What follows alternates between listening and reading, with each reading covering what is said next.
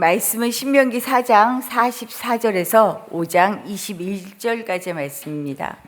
신명기가 두 번째 말씀이죠. 두 번째 말씀 신명기가 1장부터 3장까지는 모세가 이스라엘의 광야 생활을 회상하고 회고하면서 조망했던 내용이라면 4장부터는 분위기가 확 달라집니다. 뭐냐면 하나님의 말씀을 하잖아요. 이 율법에 대한 이야기를 4장부터 하게 돼요. 그런데 4장의 전반부는 우리가 어제까지 보았던 말씀은 이 율법을 너희가 지키고 순종해야 한다라고 하는 이 말씀을 했다면, 우리가 오늘 읽은 말씀부터 이제는 율법의 내용이 무엇인지를 구체적으로 일러주어요. 그래서 우리가 뒷부분에 읽었지만 5장 6절부터 읽었지만 십계명의 말씀이 나오죠. 율법의 가장 대표적인 십계명의 말씀을 이야기합니다. 오늘 우리가 읽은 본문의 내용은 한마디로 뭐냐면, 이전에는 율법을 지켜 순종해야 돼라고 얘기했다면 이번에는 이제 율법의 내용이 나오는 거예요. 그렇다면 구체적으로 이렇게 율법의 내용을 열거하신 이유가 무엇일까? 오늘 말씀을 통해 율법이 주는 의미, 그리고 율법의 목적이 무엇일까라는 것을 살펴보려고 합니다. 먼저는 하나님의 말씀은 날마다 새롭게 갱신되어집니다.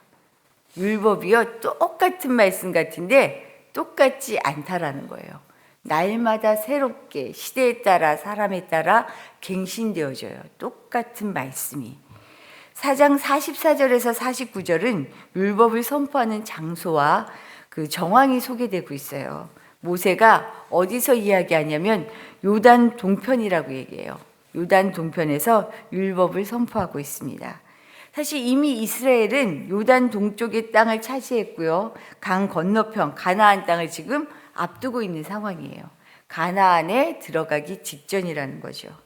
이런 상황에서 모세가 율법을 선포하고 있습니다. 그런데 모세가 선포하고 있는 이 율법은 새로운 언약이 아니에요. 아시겠지만 이미 지금은 출애굽 2세대거든요. 1세대들은 죽고 없어요. 2세대 앞에서 지금 말씀하고 있는 율법은 새로운 언약이 아니라 언약을 갱신하는 거예요. 이미 이전에도 했던 말씀이라는 거죠. 이미 세워진 약속이라는 거예요. 또한 이제 가나안을 앞두고 이를 차지하는 것 중요하잖아요. 젖과 꿀이 흐르는 땅 가나안으로 인도하기 위해 출애굽을 시키셨는데, 이 정복 역시도요, 사실은 새로운 과업이 아니에요. 이미 주어진 사명입니다.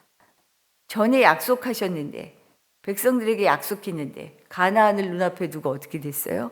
믿지 못하니까, 순종 못하니까 뒤로 광야로 다시 갔죠.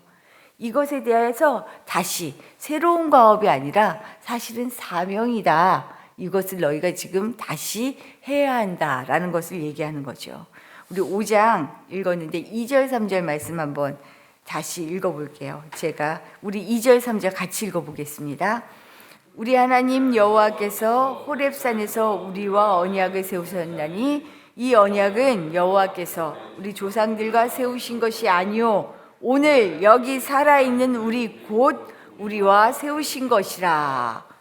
어때요?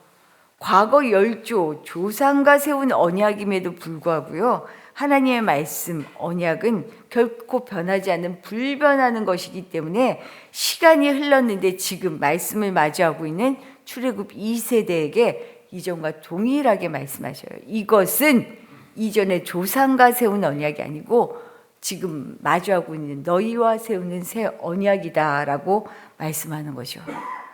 왜냐하면 그 이유가 있어요. 하나님의 말씀은요, 사실은 굳어진 옛날의 이야기가 아니고요, 지금 당신의 백성들이 어떻게 살아야 하는지 그 방법을 알려주는 지침서거든요.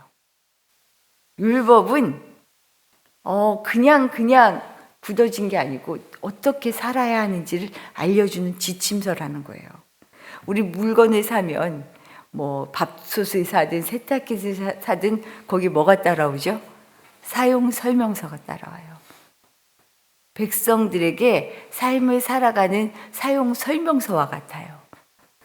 하나님은 약속대로 이스라엘 백성들을 언약의 땅 가나안으로 인도하십니다.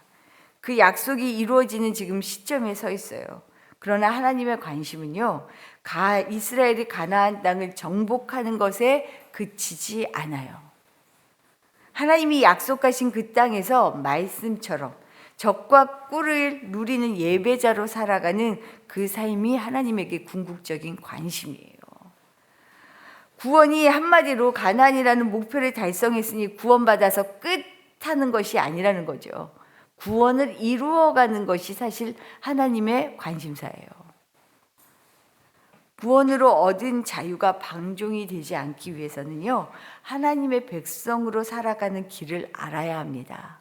그 길 지침이 율법, 지금 하나님의 말씀이다라고 이야기하고 계셔요. 이런 점에서 하나님이 주신 율법은요, 구원의 조건이 아니라 구원의 결과예요. 이걸 잘 알으셔야 돼요. 율법, 말씀을 잘 들어야 구원받는 것으로 착각할 때가 있어요. 가끔 그러셔요. 애기들이 그러죠. 부모님 말씀 안 들으면, 잘 지키지 못하면 무서워서 벌 받을까 봐 덜덜 떨잖아요. 우리가 그럴 때가 있어요. 말씀을 못 지켜서 제가 벌을 받나 봐요. 말씀을 못 지켜서 제가 부족해요. 이런 말씀들을 많이 하시는데, 사실은 율법 하나님의 말씀은요, 구원을 받는 조건이 아니고 구원 받았기 때문에 새롭게 살아가는 방법으로 주신 말씀이에요. 그래서 사실은 덜덜덜 떨어야 되는 말씀이 아니고, 말씀을 들을 때마다 아이고 하나님, 내가 몰랐네요. 내가 이걸 알고 또 이랬네요. 좀 이런 정말로 자유로우면서도 이 말씀을 향한 열심과 사랑이 있어야 하는 것이 맞는 것이죠. 하나님의 말씀은 하나님의 백성이 된 당신의 자녀들에게 자녀다운 삶의 태도를 가르쳐주는 우리에게 주신 은혜예요. 그래서 말씀 앞에 너무 주눅들고 쫄지 말아야 해요. 오히려 말씀해 주세요. 하나님의 뜻에 맞춰 살고 싶습니다. 하나님, 내가 이렇게 몰라요. 부족해요. 말씀을 듣고 싶어요. 이런 마음이 있어야겠죠. 우리가 말씀 앞에서 그렇게 설 수 있기를 바랍니다. 2024년 새해를 맞으셨죠? 하나님의 말씀이 내가 못 지키면 어떡하지? 이런 두려운 말씀이 아니라 하나님 말씀해 주세요. 세워주세요. 나를 새롭게 해주세요. 이렇게 말씀 앞에 서실 수 있기를 축복합니다. 두 번째, 그래서 우리가 볼 말씀은요, 하나님이 우리에게 율법을 주시는 목적을 알아야 해요. 두 번째 말씀인데요, 하나님이 우리에게 말씀하시며 바라시는 것은 하나님의 사랑을 알고 그 사랑으로 살아가게 하기 위함이다 라는 것입니다. 5장을 통해 구체적인 율법, 특히 십계명을 선포하시면서 어떻게 살아야 하는지 하나하나 일러주시죠. 그런데 이 말씀을 하기 바로 전에 먼저 우리에게 당신이 어떤 존재인지를 얘기하셔요. 이것이 6절의 말씀입니다. 우리 5장 6절 말씀 한번 읽어볼게요. 나는 너를 애굽 땅 종되었던 집에서 인도하여 낸 내 하나님 여호와라.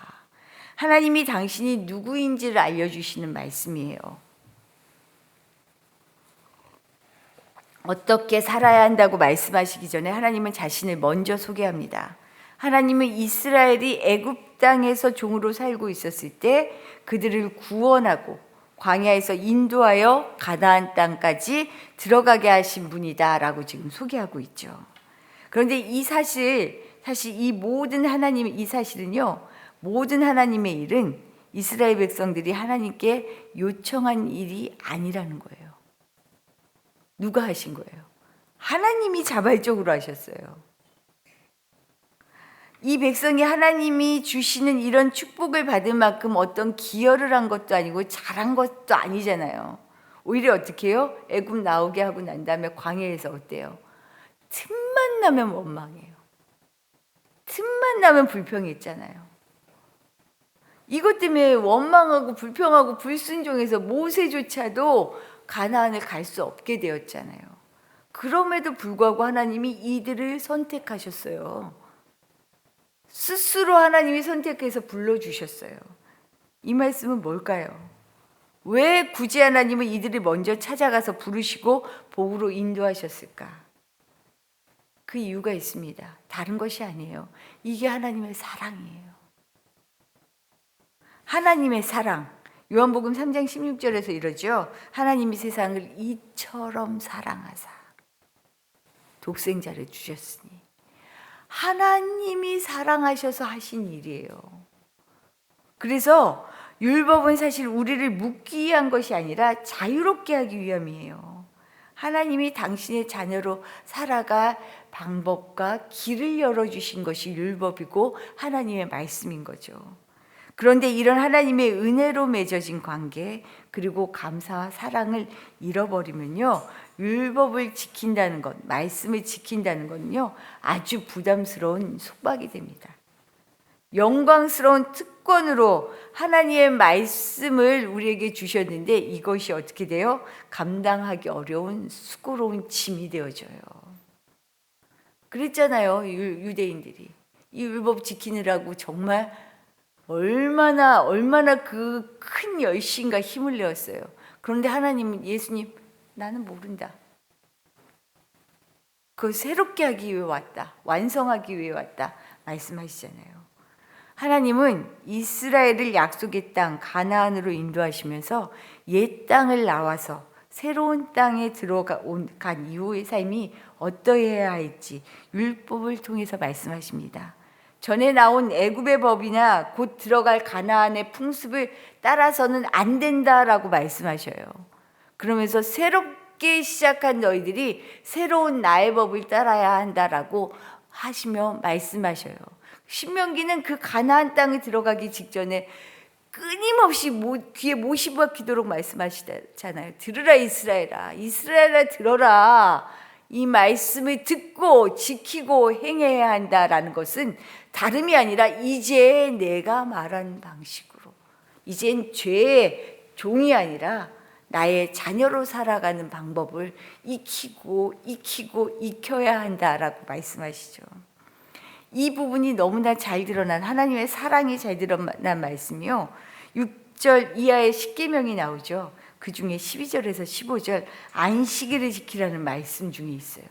우린 그냥 안식일을 지켜라, 주일 지켜야 한다, 예배 드려야 한다, 안식일을 그렇게 생각하기 쉽죠. 그런데 안식일 준수의 근거를 보면요, 사랑과 당신의 창조 세계를 향한 긍휼하심, 그 사랑이 그대로 녹아져 있어요. 뭐냐면 안식일을 지키는 것은 애굽 땅에서 이스라엘 백성들이 어땠어요? 쉼 없는 노동으로 너무 힘들어했잖아요. 못 살겠다라고 얘기했잖아요. 탄식했잖아요. 안식일을 지키는 것은요, 쉼 없는 노동을 강요받던 애굽의 체제에서 벗어나서요, 쉼을 주시는 하나님의 사랑과 은혜입니다. 이것이 녹아져 들어있어요. 그런데 이 애굽 세상이 주는 통치에서 하나님 세상이 주는 통치로의 변화를 이것을 통해 알리시면서 또 어떻게 해요? 이 사랑과 은혜는 나를 넘어가요. 안식일을 지켜야 하는 대상이 누군 줄 아세요? 종들도 포함되어 있어요. 가축들도 있어요. 일하지 말게 해라. 나만이 아니고요, 사람만이 아니고 가축까지 포함되고요, 당연히 일에 마땅한 종들까지 다 포함시켜요. 뭘까요? 하나님의 말씀은 우리를 향한 사랑이라고 했잖아요. 이 사랑은요, 말씀대로 사는 사람은요, 나뿐만 아니라 나만 구원의 기쁨이 있는 것이 아니고요, 이웃과 창조 세계까지 함께 한다는 거예요. 놀랍지 않으세요? 대단하죠. 그래서 하나님의 말씀은 내가 지켜야 하는, 하나하나 지켜야 하는 두려운 속박이 아니고 우리에게 주시는 정말 참 자유이고요, 은혜이고 사랑입니다. 우리 말씀을 들으러 왔죠. 이 말씀을 들을 때 하나님의 사랑이 진짜 팍팍 느껴질 수 있기를 축복합니다. 그래서 이 말씀대로 살고 싶은 마음이 절로 드러날 수 있기를 바라요. 이런 마음으로 하나님과 나의 새로운 관계, 사랑과 은혜, 이것을 기억하며 말씀 듣기를 기뻐하며 말씀대로 살기를 소망하는 우리 모두 되시기를 축복합니다. 주신 말씀 생각하며 기도하도록 할게요. 아유, 옛날에 저도 어릴 때 그랬거든요. 아유, 하나님을 좀 늦게 할 걸. 왜 이렇게 말씀대로 지키며 사는 게 부담스럽고, 아유, 이거 벌써부터 내가 이렇게 꼭 꽉 막히게 살아야 하나라고 얘기했던 적이 있었어요. 그렇지 않아요. 말씀을 우리에게 주시는 진리이고 자유이고 은혜이며 사랑입니다. 이 말씀으로 살아가게 해주십시오. 기도하시기를 부탁드리고요. 오늘은 특별히 우리 청년들을 위하여 내 사랑 사랑방에 준청년이라고 해야 되나요? 예, 어른과 청년 사이를 살고 있는 우리 청년과 내 사랑 사랑방을 위해 기도하려고 해요. 톡방에 난리 났대요. 새벽 기도에 가고 싶은데 오늘 하루라도 꼭 가야겠어. 막 이런 말들이 오고 갔다라고 그래요. 이런 마음, 이런 열심이 하나님을 향한 사랑이 되게 하시고, 그래서 살아가는 힘이 어디에서 나오는지, 내가 무엇을 붙잡고 살아야 하는지를 분명히 아는 청년들 되게 해주십시오. 기도해 주시기를 부탁드립니다. 이 청년들이 이 땅을, 하나님의 나라를 만들어가야 하는 주인공들이잖아요. 하나님, 정말로 하나님이 기뻐하시는 자녀들로 삼아주시고, 이들의 기도 제목, 살아가야 하는 하나하나의 관문들, 취업, 그리고 결혼, 관계, 여러 가지 있죠. 하나님, 이 일들을 주님을 통해 알아가고 주님을 통해 살아가는 기쁨이 넘치게 해주십시오. 같이 기도해 주시기를 부탁드립니다. 기도드리겠습니다.